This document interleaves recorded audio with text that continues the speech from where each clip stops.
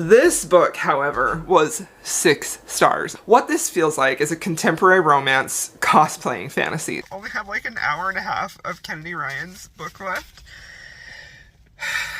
And, you know, it's... What can I say? What can I say? What can I say about Can't Get Enough?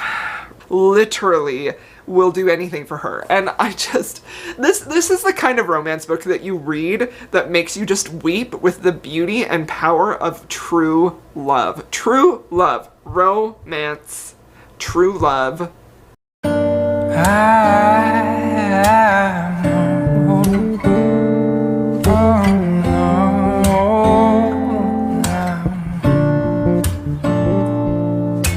Creepers left and right, buzz like crazy.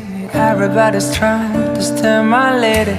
Sparrows in the mirror and feel this can't be right. Back to the scene of a Friday night, to a blessed collision still frozen tight. Spill drinkers Cupid and the sound of her first chime. And why did you argue?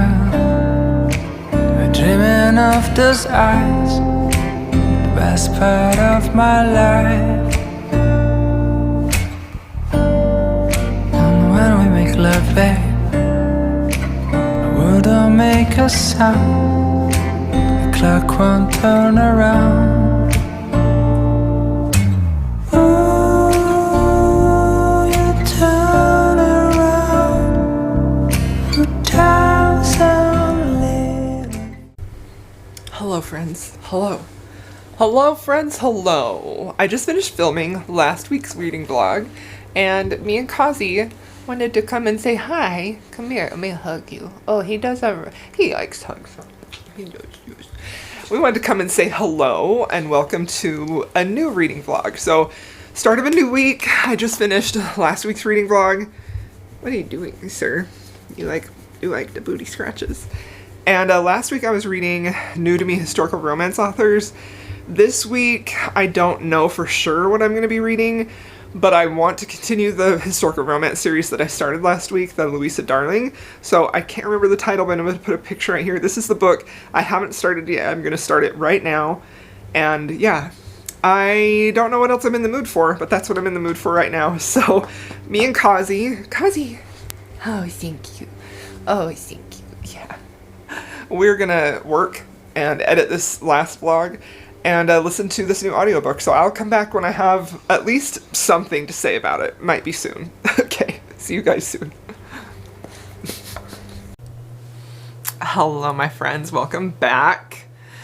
Welcome back. I stopped and got a soda from my favorite soda shop. This isn't actually my favorite soda shop, but they have one drink there that is my favorite.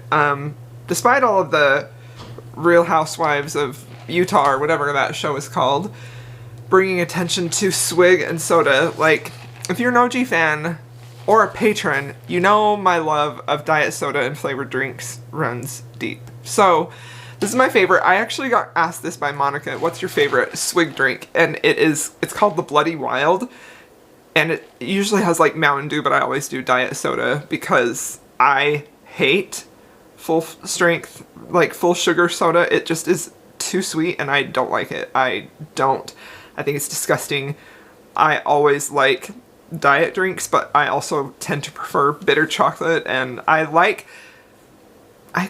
just like diet soda better, and I think it's better. Anyway, so I always get diet Mountain Dew, and then I keep the rest of it the way that it is. So the rest of it is like fresh orange, like they squeeze fresh orange juice in there. And then strawberry puree, which does have sugar in it. It's so good, you guys. Anyway, you're here for this actually. Dang. They gave me the wrong drink. That's the first time I've drank it.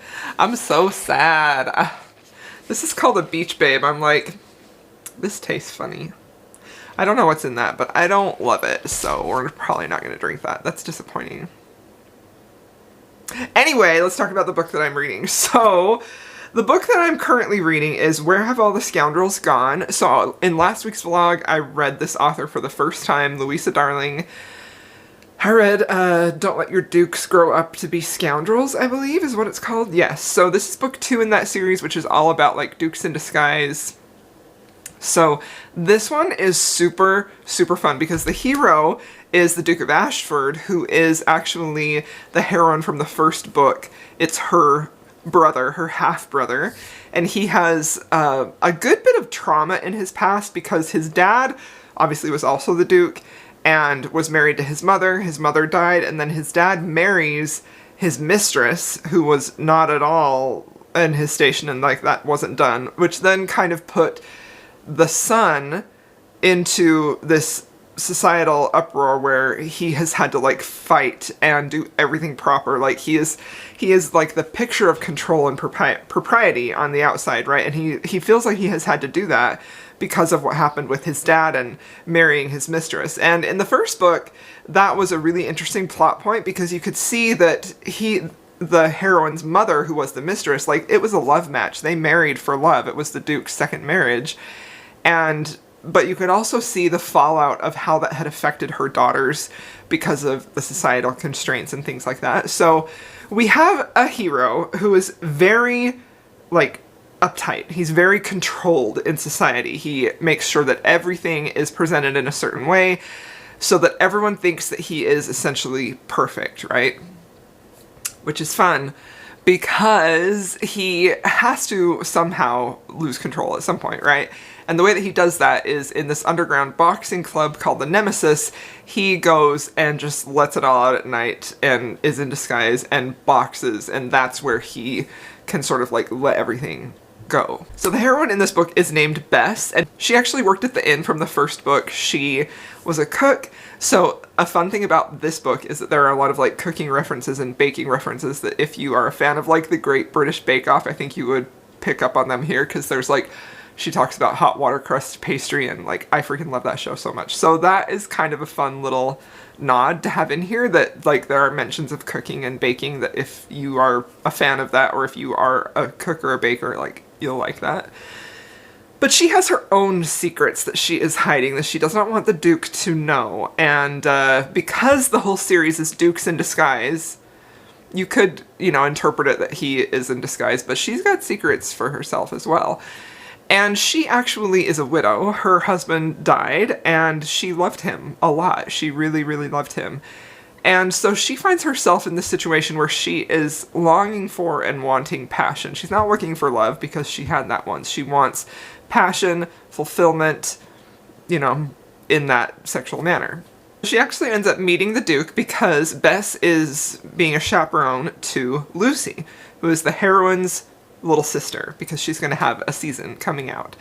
And these sisters have to kind of work around what the Duke wants them to do so that Lucy can have a good season, so she can have a good dowry, so she can make a good match. So obviously Bess and the Duke of Ashford, like, they have a lot of chemistry. She's seen him at the underground boxing ring. That's where she's going to try and find passion.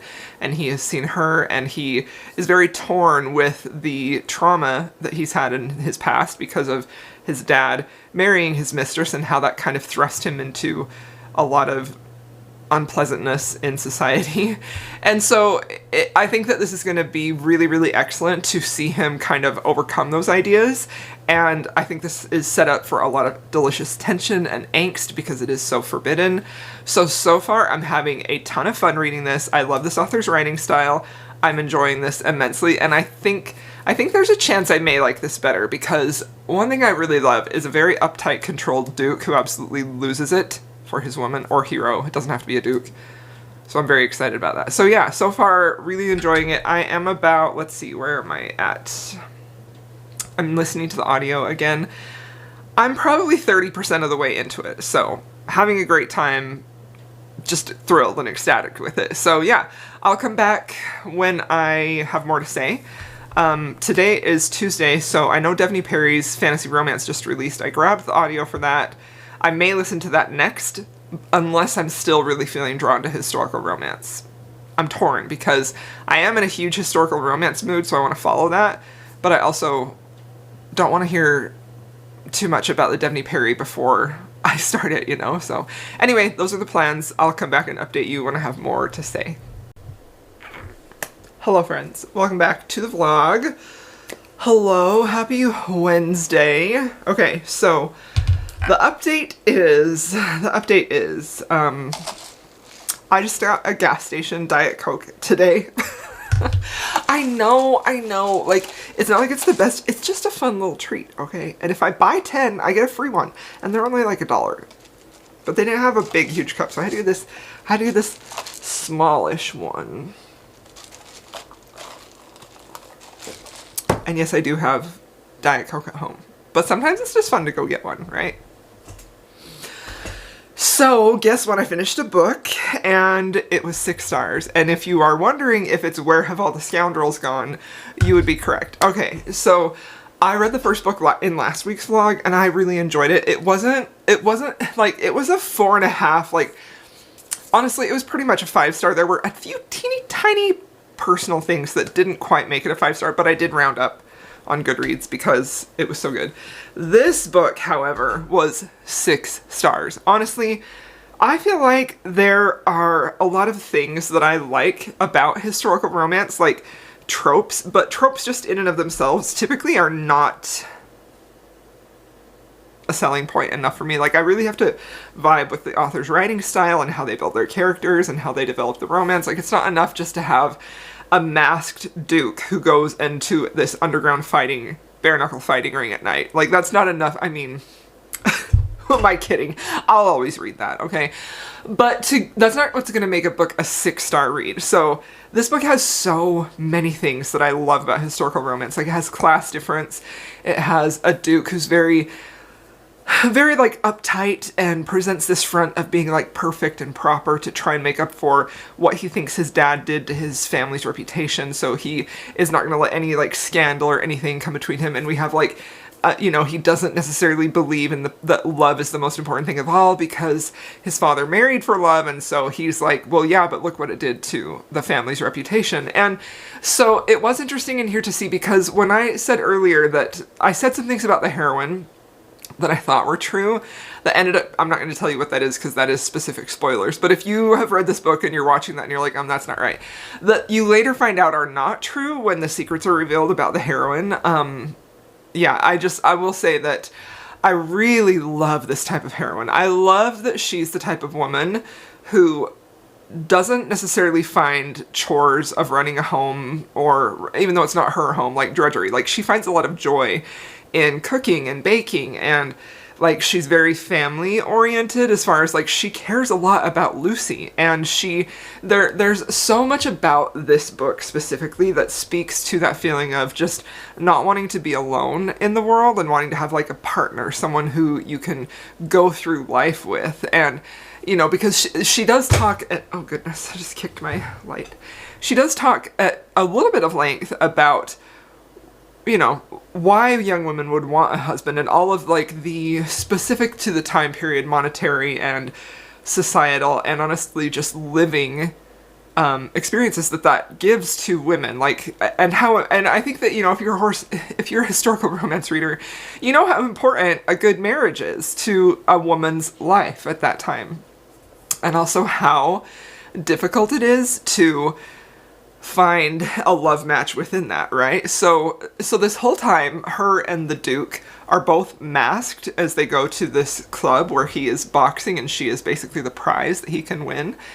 And it's like so great because he literally fights so hard so that she comes home with him and not with another man. Like, every single night, because he wants her to be his. Like, there's so much about him that speaks to that I love about, like, she's mine, nobody else can have her, she's so good, right? But also, so you have like those trope things, right? She's mine, protective, possessive hero, the whole mystique of a proper duke, and then he's an underground like fighter, and then the whole thing with the heroine, how she loves cooking and baking and she finds a lot of joy in that, and she's also confident with who she is, but she also kind of struggles with her background and where she came from. But the biggest thing is that they both know who the other one is in their masked liaisons that they have together.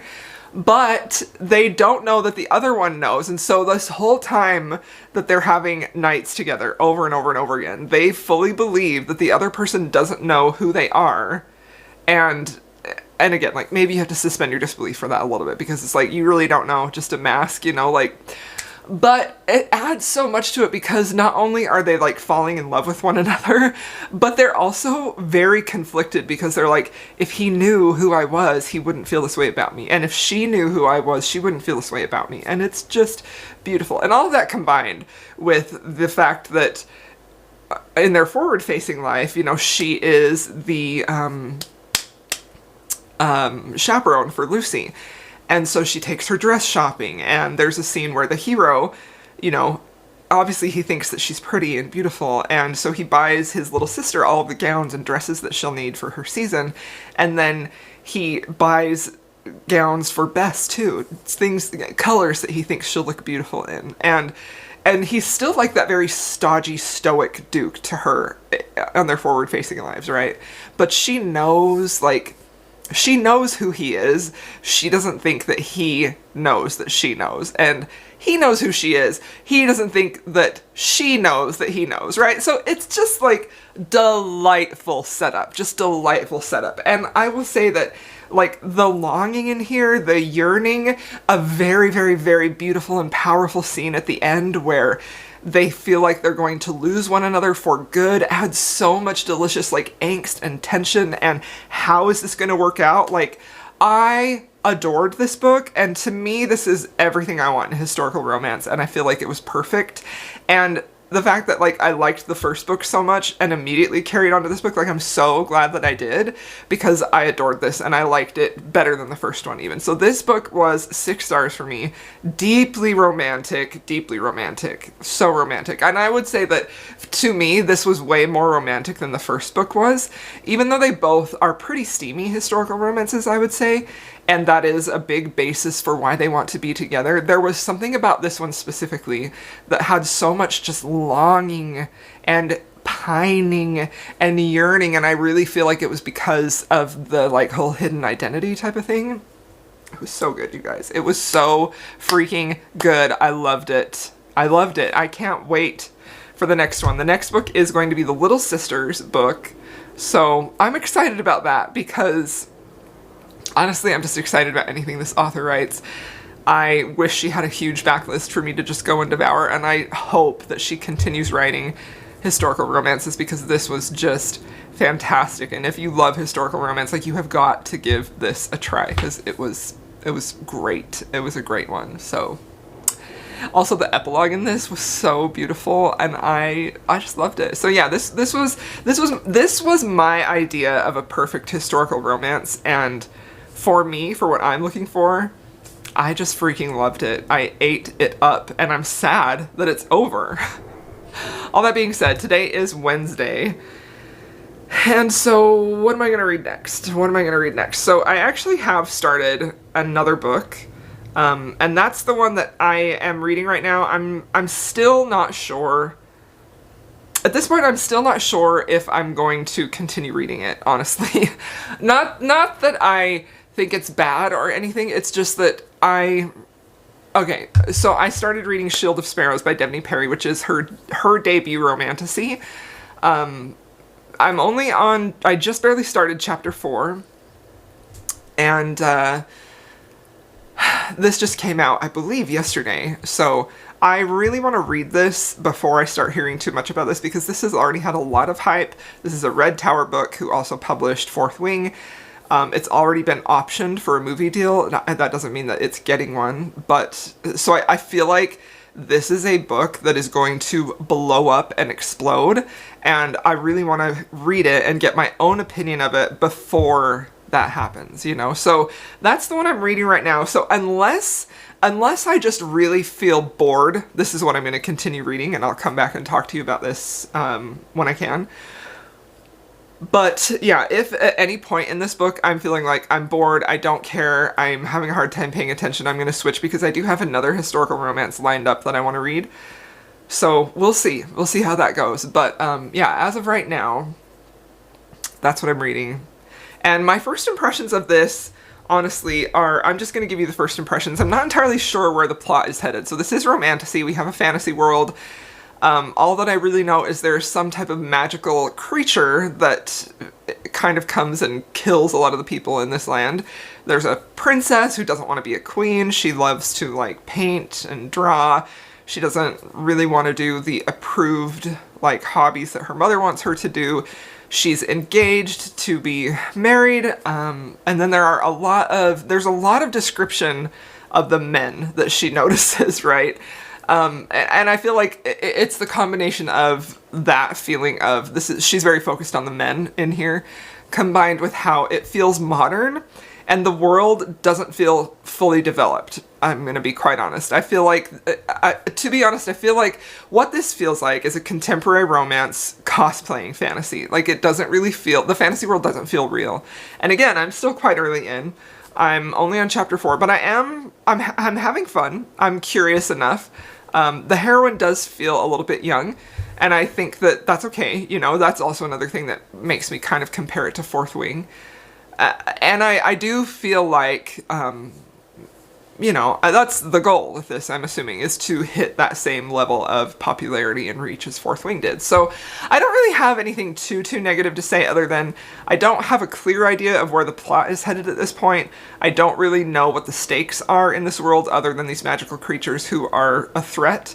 And what sounds like maybe like a pirate band? Not necessarily pirate like we would know them, but that's what I'm thinking are these marauders maybe that come and have to get dispatched. But yeah, I wish I had a better idea of the world, and I think that could potentially be just my biggest criticism with this, is that I'm not entirely sure what is this world, what's the magical element here. I don't know that the heroine has any like magical powers. I don't really have a great grasp or understanding of what is this fantasy world. It feels very contemporary reading with a few, you know, like it kind of is, it feels very contemporary, but it also, some of the dialogue I think is trying to set it in the past, because I do believe that the heroine referenced like her lady's maid, which to me sets it in like Renaissance-ish era, you know? But I don't know that there is necessarily a time period here, so, but that, I think that what she means by putting phrases like that in there is to denote that this is a fantasy world, this is not our world, you know? Anyway, we'll see. Again, if I am bored with this at all, I'm going to DNF it and move on to historical romance, but also I really do want to read this and form my own opinion, so we shall see. We shall see how I feel. I'll come back when I have more thoughts. Hello, my friends. Hello. Don't mind me. Just trying to set up the camera in the truck. Like, that's a good idea, right? Gosh. I swear I've done this a million times, and all of a sudden today it's like not cooperating. I guess that'll have to do. Hello, my friends. Okay, so it is Saturday. I finished Shield of Sparrows, so I thought we would talk about it, and then I'm going to include one more book in this vlog. So, Shield of Sparrows, I ended up giving it 3 stars. I definitely didn't hate it. I do think there is a lot to critique about this book, and I'm going to mention just a few things, but I had fun with it overall. There was I did have a big problem with a lot of the way the story is told, and I feel like it was just way too long. Like, there is absolutely no reason for this book to be as long as it is. Absolutely no reason other than. So I did give it 3 stars, and there were parts of it that I liked, more of it that didn't work for me, right? I will say that I am a big fan of Devney Parry. I love her romances. I've been reading her for years. I really think she's an excellent writer, and one of my favorite books last year was Sunshine, in her small town romance. I adored that book. I think that overall she really does a great job of building relationships, and she puts a lot of nuance and care and into the building of that relationship, and the romance feels believable. I really like how she writes her characters, and I also feel like, and this I think is important, even within her small town romance series that she does a very effective and convincing job of creating a world, of building a world in a contemporary setting. So it feels very much like this is a real place you could go visit. So As far as the things I had an issue with, the major one is the world building in this. It's very hazy. It's not very clear. It's not exactly solidly built or defined, and one of the main reasons I think that's so important and is kind of a thing that will always knock a fantasy romance book down for me is because the entire purpose of the book revolves around that fantasy world that you're building. And so if it doesn't feel like it's constructed well, then I just sort of feel like everything falls apart, right? So I don't feel like this world was very solidly built or conveyed to the reader, to the point where I was over halfway through and I was sort of like, I don't have a clear vision of what this world is, what the magic is happening here. Like, it just seemed very, very hazy. By the end of the book, you have a better idea of the world and the way it was built, but I feel like that's just way too long. That's way too long to make me feel like this is an immersive new world that I am visiting, right? And cohabitating with these characters for a while. So another reason why that world building suffered, I feel like, is the way that she tried to get that information across to you. And I think one of the main ways that she does that is through the heroine, who, well, is often either reflecting or asking questions, but she's a princess in this world, and so I feel like a lot of the questions she kept asking seemed a little bit nonsensical and seemed very much like for the plot, which, again, the plot in this is also pretty thin. I just feel like most of this book, most of the description, most of the focus, most of the attention is placed on the potential love interest and the color of his eyes and his scars, right? And I'm not knocking that, because I am a girl who also loves those things, okay? Like, I really, really am. But I do think that with an author who is the caliber of writer of Devney Parry, I do expect a little bit more from potential relationship building, from world building, and especially from characterization. The main character in this is very juvenile. She's very immature. She's 23. She reads like she's 17. The tone of this book feels very young, which, again, I know that is appealing to the certain audience. I definitely feel like, in a lot of ways, I feel like if you liked Fourth Wing, you're going to like this book. It feels very, very similar in tone. It feels very similar in concept. Like, the bones of them are too similar, right? Not too similar. They're very similar. We have a heroine who is thrust into a role that she doesn't necessarily want. You know, her sister is better than her in every way.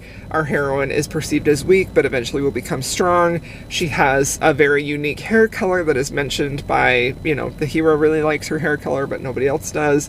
The hero is not necessarily an enemy, but they're a little bit snarky sarcasm between the two of them.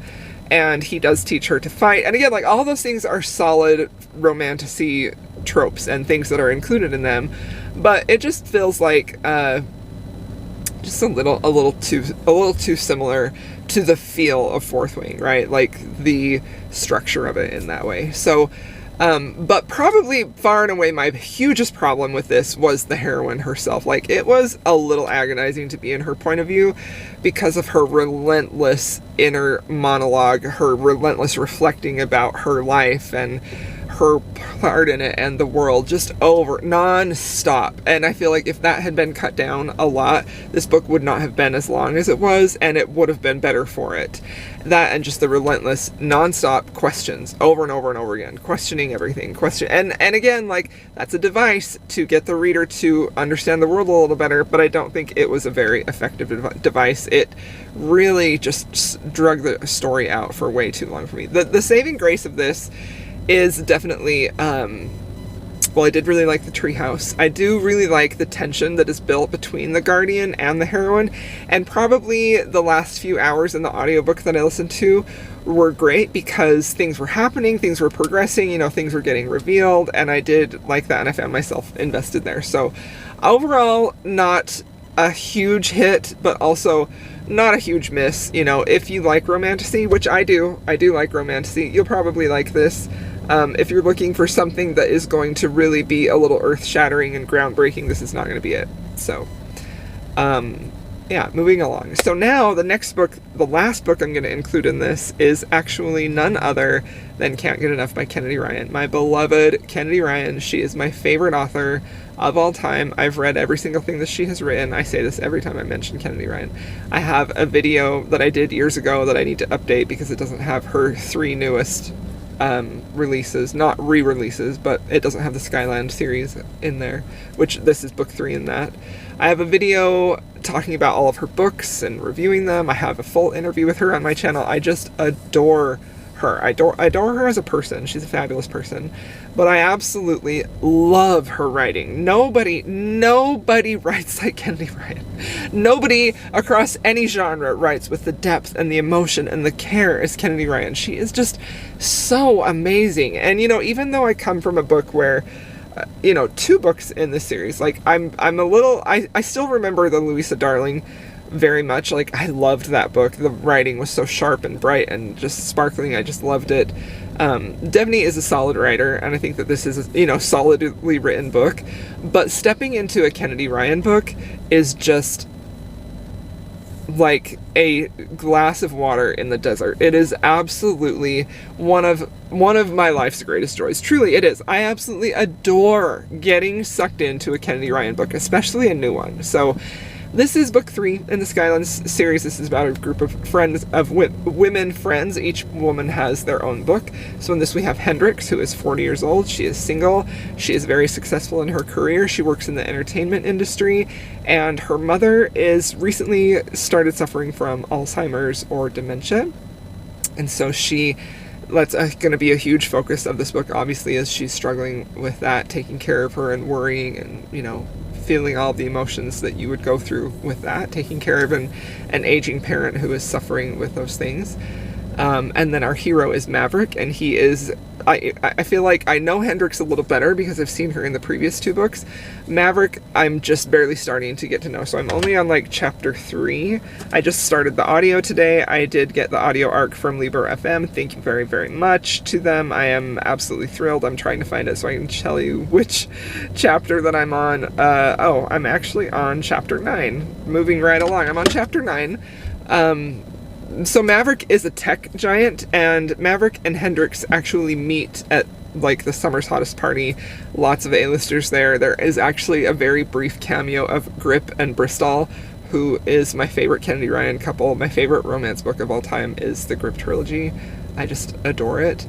And so Maverick is there with, I think technically with his girlfriend, technically at the moment. They're breaking up, but they haven't broken the news to like the world yet. So when he meets Hendrix, he meets her as someone who's in a relationship. So they have really good chemistry and a really good connection right off the bat. And I'm very, very interested. I can't wait to just dive into this book fully today and just listen to my heart's content. I'm so freaking thrilled to be in a Kennedy Ryan book again. I just could not be happier. So that's the last book that I'm going to include.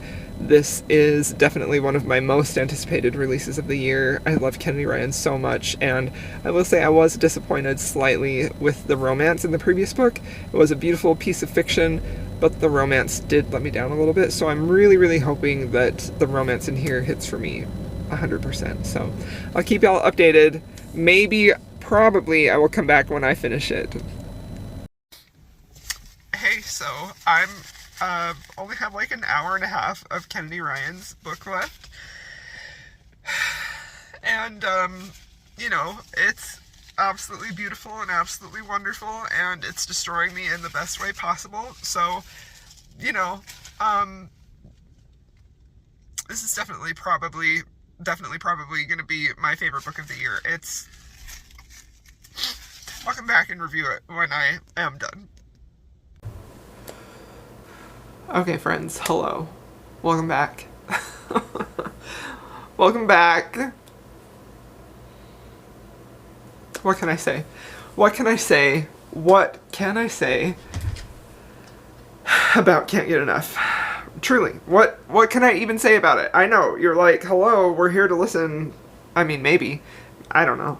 It seems so strange to be like, you're here to listen to what I have to say about books, and yet I know that's how this works. So let's talk about Can't Get Enough. This was a 6-star read for me. And again, like, as I said earlier in the video, Kennedy Ryan is my all-time favorite author. Like, do you see my concealer is completely gone because I was crying?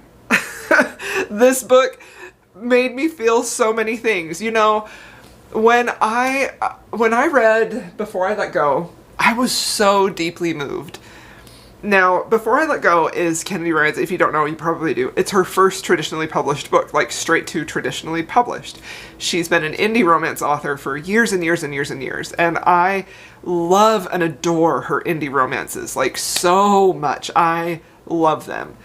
And because I came to Before I Let Go already being a huge fan of hers, a huge fan of her writing, a huge fan of her storytelling, a huge fan of her characterization, but by and large, by far, the thing I love most about Kennedy Ryan is the way she writes her romances. They are sensual. They are deeply, deeply romantic. They are so romantic. The most romantic books I've ever read in my life, and I've read a lot of romance throughout my 40-ish years of life, I have never come across anything that is personally affecting me as deeply in romance as Kennedy Ryan's books. Ever. Ever. Ever. I have not ever seen anyone top her when it comes to creating a deeply emotional, impactful romance. Has never been done. Also, I just want to say, these are obviously my opinions, and while I believe them to be 100% true, and I believe that there are objective markers that say this about her, you know, your mileage may vary, your opinion may vary. However, I'm going to politely ask you that you don't bombard me with criticisms of this book by Kennedy Ryan. Like, this is one of those books that you are more than welcome to have your own opinion of it, whatever that may be, but don't bring that into my home. Here on the internet, on the bookish internet, okay? I don't want to hear criticism about this book in this video specifically, because I have not been this moved by a romance book. I don't even remember the last time, right? Like, I do know when I was reading, in a few weeks previously, I read the Abby Jimenez book, which, interestingly enough, also deals with a parent with Alzheimer's, and that book moved me deeply, right? That was a 6-star read for me. I loved it, but... And I hate to compare, because they're two different authors and they're two authors at the top of their game. It pales in comparison to how deeply emotional Can't Get Enough is. Like, I'm gonna cry just even talking about it right now. I haven't even gotten into the details of it. I love this book. This is my favorite read of the year so far. It was so perfectly done, in my opinion, from start to finish. And, you know, if I have one criticism about Kennedy Ryan's Skyland series, it's not really a criticism, because they're all beautiful, but specifically the second book, it felt less romance, and it felt more women's fiction.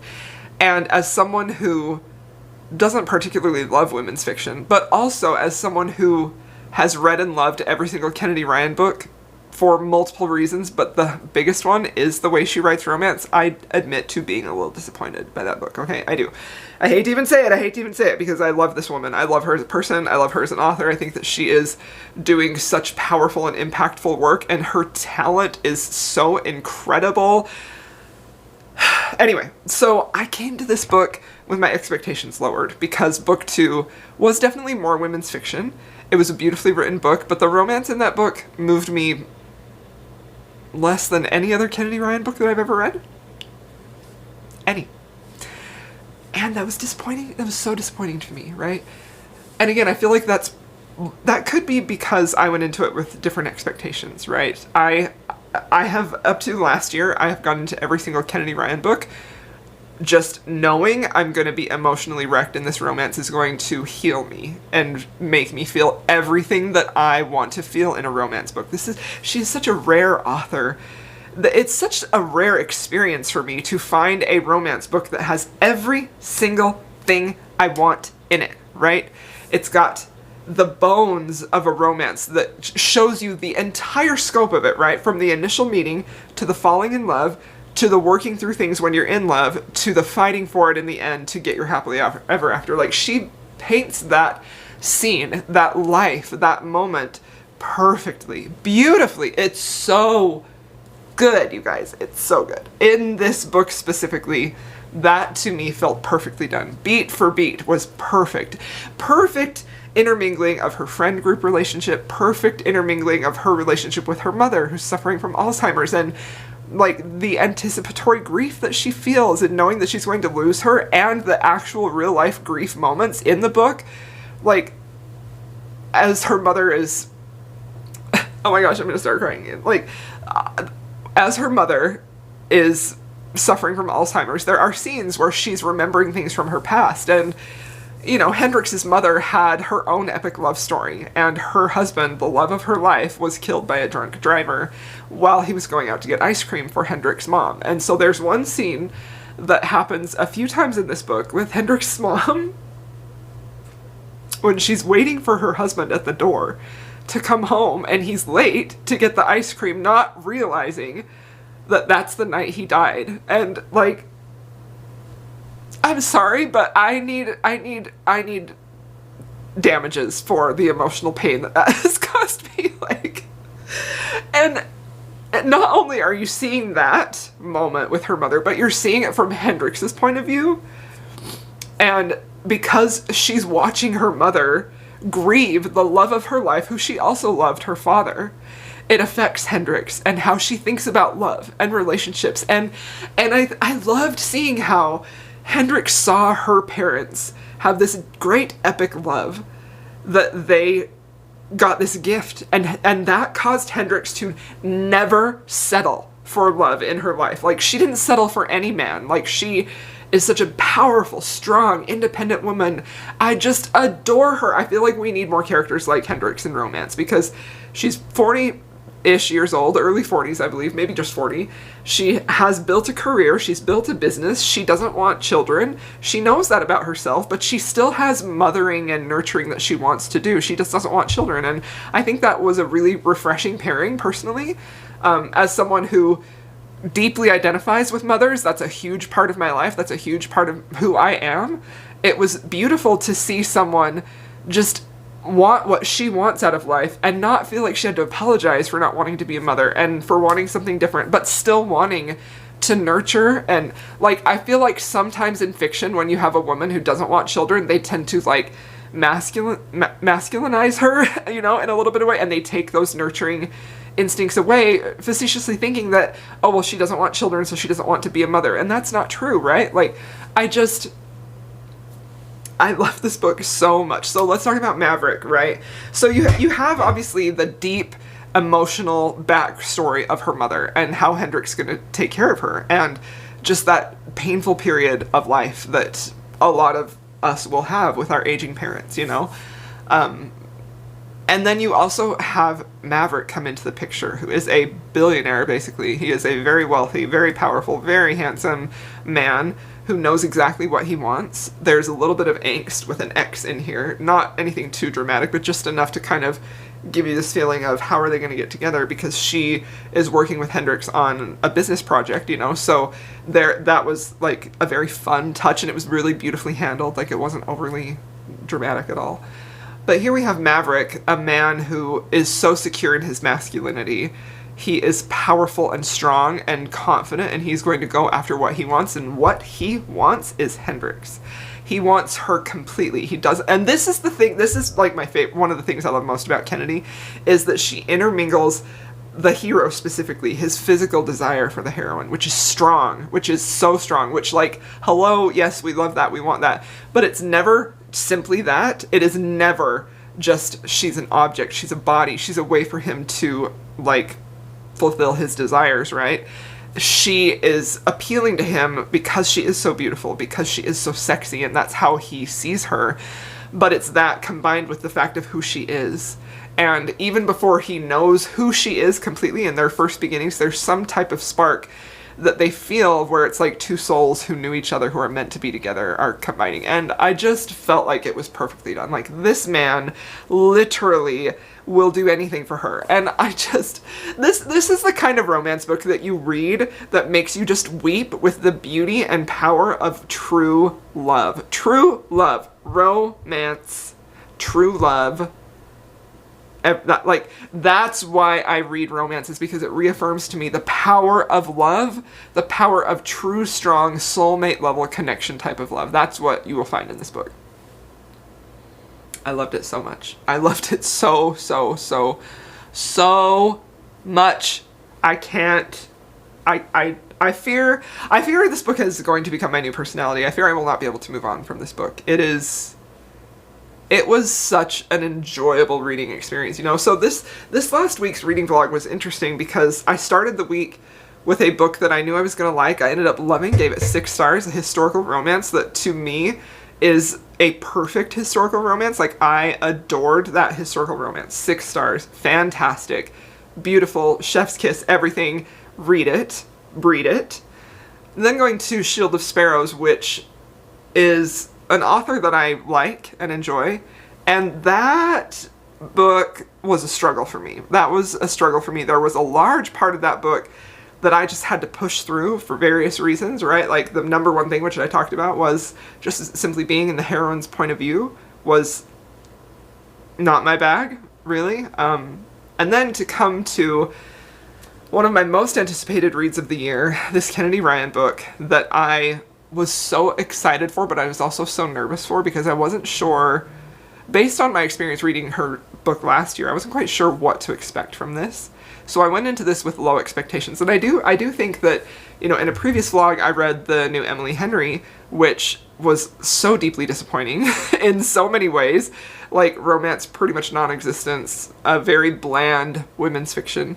And I was not prepared at all for how deeply I would be moved by Can't Get Enough. Like,